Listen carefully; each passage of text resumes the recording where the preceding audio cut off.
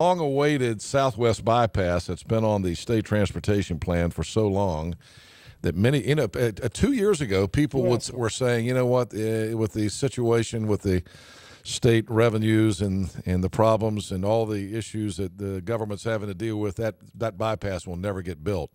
And then yesterday, the announcement by Farrell Blunt, the vice chairman of the DOT board, that the bids will be let on the Southwest bypass, a 12.5-mile stretch of bypass around the southwest loop of the city of Greenville out into Pitt County around Winterville and Ayden, will begin construction early next year. The bids will be let in March. And a big thank you goes to Farrell Blunt for him working so hard on it. But the biggest thank you goes to the governor of the state of North Carolina, Pat McCrory, who now joins us on the telephone. And we'll get into this, but we understand, Governor, that we caught you eating a bowl of cereal in the kitchen at the mansion this morning. You know, I can't keep any secrets around here. You know, I'm in my little cubby hole. What kind of cereal are you having, Governor? Raisin Bran with a little strawberry and blueberries, and I'm trying to eat healthy. Yeah, good for you. Trying to eat healthy before I go to the next Greenville visit. Yeah, well, I think we may have to have a parade for you. This news yesterday, I think, is the best economic news that Greenville could possibly get. This thing has been on the drawing board. I remember when my friend Randy Dabb, who's now a federal judge here in Greenville, was on the State Board of Transportation back in '89.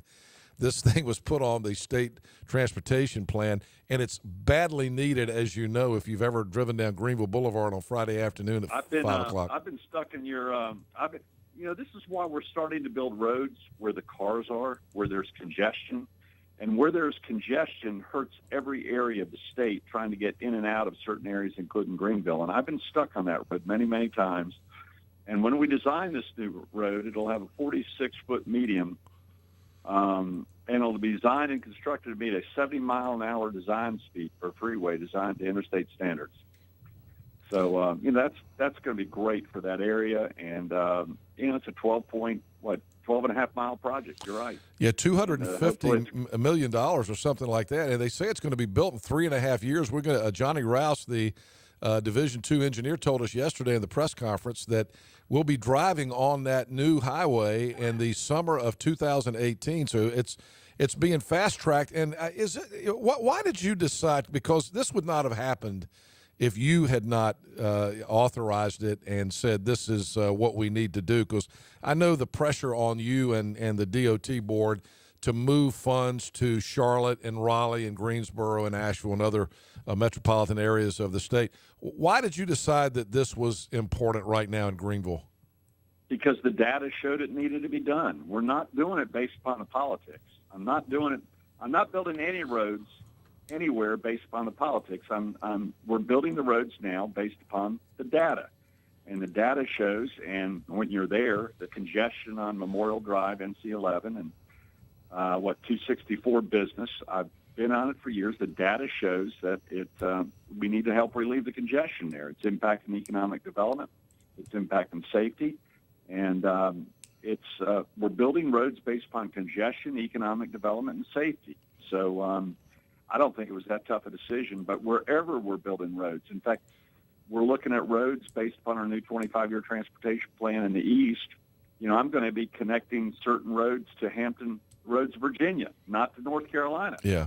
Because, for example, in the Elizabeth City area, we think the best area to create jobs is to connect to Virginia, not necessarily internal North Carolina. I mean, that's coming from a North Carolina governor talking as though political boundaries mean nothing to me. It's economic boundaries that we need to connect, and military bases and hospitals and jobs and rail and ports. And it's a transportation plan of connectivity, and we're trying to try to deal with these choke points that are throughout our state. And you have a couple of choke points right there in the Greenville area that we've got to move on. And it's going to be a huge economic boom, I think, for Pitt County to have this built. But, Farrell was telling me yesterday, you mentioned the Elizabeth City area, that over the next few years there's going to be $750 million spent on transportation and highways between the Greenville and Elizabeth City area. So you're putting your money where your mouth is. And Farrell made a good point yesterday. When you were the mayor of Charlotte, you emphasized transportation on a regular basis, and Charlotte has become a model for the rest of the country when you get right down to it, with the way that transportation works and what it's done for the Charlotte area. So you knew what you were doing when you started this whole thing. Well, we took the politics out of transportation in Charlotte, too. I used to have city council members getting debates every week about where the bus routes were going to be. And I finally said, we're going to get out of the bus route business. We're going to put the buses where it's needed and where the data shows people are riding the buses. So the same thing applies to cars. And that's what we did. Boy, that upset a lot of city council members when I was in Charlotte, because they loved the power of determining where to put the buses, and the state legislators and DOT members used to love to have the power of determining where to put the roads, and then they'd name the road after themselves. And usually where you had a name of a road after themselves, it was usually an 8-lane road, and then it narrowed right back down to a 2-lane road where it wasn't named after anybody. Yeah. Well, I will have to say you've been a friend to us in Eastern North Carolina, and those of us who've gotten to know you on a personal basis know that you are committed to this area of the state. And I just can't thank you enough on behalf of the people in Eastern North Carolina for what you're doing with regard to helping us get the economy moving down here. Well, it's crucial, and parts of the northeast of Eastern North Carolina are still hurting. And I think one way to recover is through infrastructure and connectivity, and that's what I committed to when I ran in 08 and 012. And it's not for us. It's not for the next election. It's for the next generation. If we don't have a 25 to 50 year plan that we can show new industries, which we have shown to people in the new Greenville area, where we've had some great job announcements lately too. Yeah, we show them our transportation plan, and so I've always told you I was an Eisenhower Republican. And Eisenhower believed in connecting rural with urban, east with west, north with south. And I'm just borrowing his model, in which we're feeling a benefit of Eisenhower, 55 to 60 years later. And we ought to do the same thing right here in North Carolina. Governor Pat McCrory on the telephone with us. Let me switch gears and talk about a couple other things. We're coming to the end of the year. The end of the second year you've been in office. It's funny, I was watching you do the interview with Dave Jordan down here on WITN. You made the comment, I haven't even been in office 2 years yet. But it seems longer than that, doesn't it? It seems like you've been in there. Probably seems that way to you. It seems that longer to my wife. It does seem... I feel like, in my first 4 months in office, the media was treating me like I'd been in office for a decade. Yeah.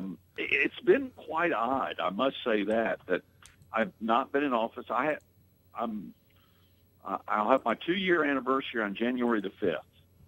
But it does seem longer than that to many people and to the media and to other things. But I think it's because we've done a lot in 2 years.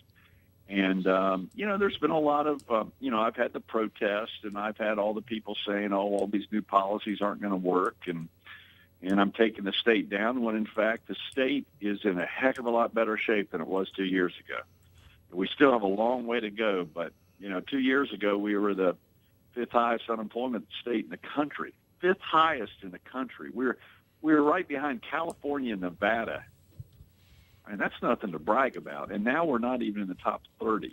And it's because we made some tough decisions, and we're going to have to continue to make some tough decisions. And as you know, I've irritated some of my Republican friends and some of my Democratic friends, but what the heck? What else is there to do? Governor McCrory on the telephone with us. The new legislature will convene in late January. There's going to be a new Speaker of the House. There's no doubt that you had quite a bond and friendship with Thom Tillis, who won the election and will be sworn in as a U.S. Senator on January the 6th to represent the entire state in Congress.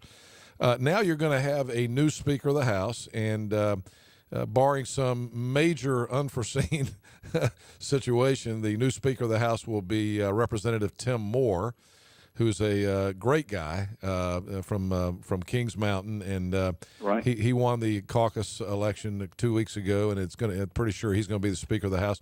And you know, there's no doubt there's been some consternation and growing pains in trying to get everybody on the same page and work together. Where do you think things will be in 2015? Are we going to see more of that disagreement, or is it going to be more cooperation?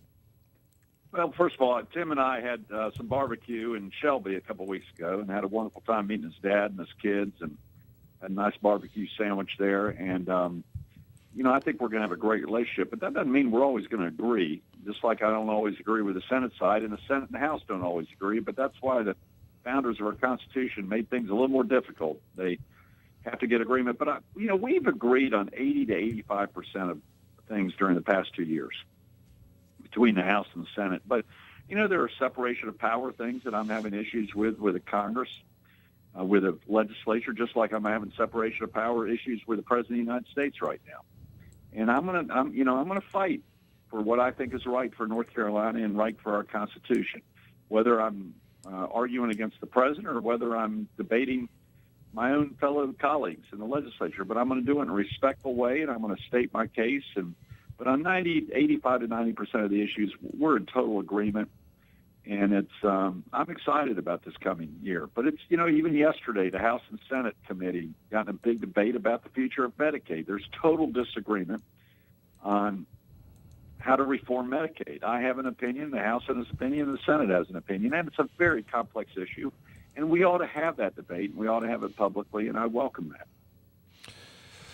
One of the big criticisms of your administration has been that you would not agree to. Wait a minute, Henry. There's been a criticism of my administration. Amazingly, really? I did not know that. A friend of mine told me there's some people who don't like me a couple weeks ago. Has anybody told you about the News Observer? No, just kidding.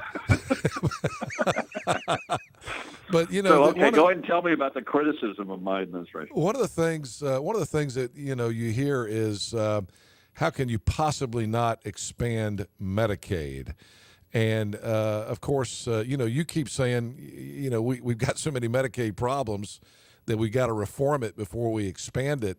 What are your thoughts on that as you enter into your third year in office? I'm reviewing all options right now. I'm doing a parallel track of examining what are the advantages and disadvantages of expanding Medicaid, and how much would it cost? How much would it save from the hospitals and the rural hospitals? And I'm also reviewing the court case that's going to be going to the federal court challenging Obamacare in May and June of this year, next year. And so I'm keeping the door open for all options. It's foolish of me to close the door on everything and anything. And, I can walk and chew gum at the same time. And so I'm going to look at what options we have available, just like I do in transportation. And I'm going to do that for Medicaid and our health care in North Carolina. But whatever I do, I'm going to come up with a system that's best for North Carolina, not best for Washington, D.C. And that's my goal. And every part of North Carolina has its own unique specific needs, from rural to urban to east to west. And Aldona Voss and I, Secretary Voss and I, Dr. Voss and I, are looking at many, many different options that are available at this point in time. But the first thing we have to do is fix the current system we have. And, when I came into office, Henry, we had a $500 million misforecast by the previous administration and, frankly, previous legislature that we had to fix.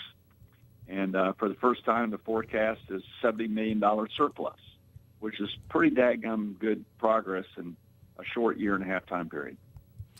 Pat McCrory on the telephone with us. I know you got other things to do and you want to finish your Raisin Bran. So I'm eating it while you talk, so keep going. But I've saved the most important question for you for last, Governor.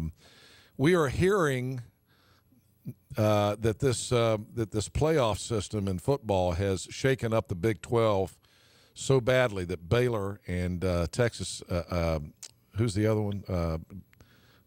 Who didn't get in? Baylor and TCU didn't get in from the Big 12. That they are looking to expand immediately and add some teams.